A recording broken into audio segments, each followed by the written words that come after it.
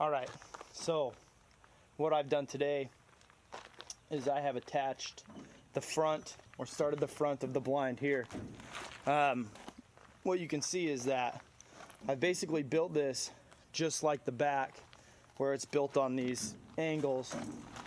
The difference is this is a high-low blind design, so the front ultimately is going to be shorter than the back.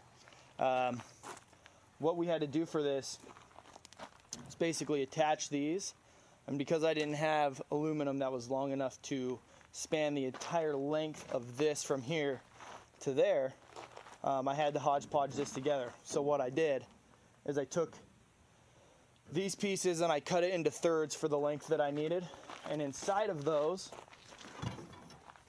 I slid some 3/4 inch conduit, about a foot long piece that's in between there, and then I bolted those down.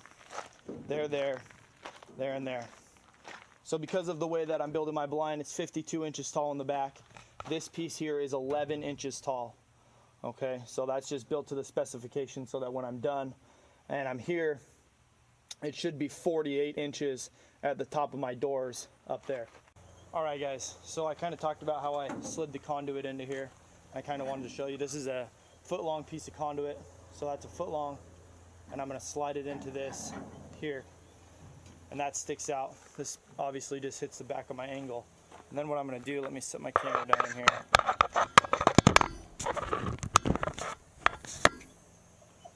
Then what I'm going to do, I'm going to take this piece here and slide it over the top and marry those up. Once I'm done doing that, then I drill through it, put a bolt and a nut on each side, and I'll do that. And I'll do that a total of 2 more times right here. One here, one there.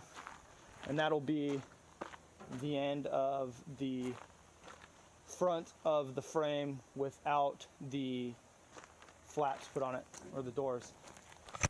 All right, so I just finished up the frame structure for the front and the back, so I kind of wanted to show you what it's like to be sitting inside here. Now this is 52 inches. You can see that I got a pretty good gap for my head here. The stools that I'm sitting on, these are what we're going to use inside of them, that we're going to be free floating. And this here is our front of the blind without the flaps on it. So from here there's going to be flaps that come down. So you can kind of see that when you go to shoot, you stand up here, push your flap over, and then you have this nice big wide area that you can shoot out of for this blind.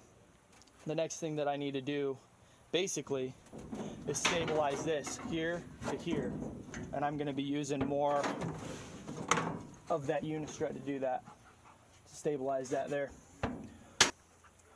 For dimensions, basically what I've got is from my rail here, I've got 18 inches or 1.5 feet to here, to this bolt. From there to there.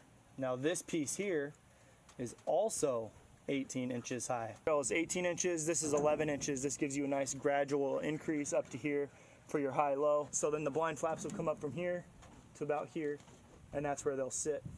That will push open. All right, guys, so basically what I've done today so far is I have attached the support structure from the 11-inch piece here to the 18-inch piece here, and that completes the final non-moving part of my blind. So here we've got a good chunk of unistrut. You can see what I've done here is I've taken this carriage bolt and I've threaded it through on this 90-degree angle here and up there. And that just stabilizes this whole thing. What I've been working on as well are the hinges for my flaps. The tough part about hinges is that they have to be fairly precise. So now I'm going to show you kind of what I'm doing to make sure that I get as accurate of measurements as possible. That way I'm not completely screwing this up.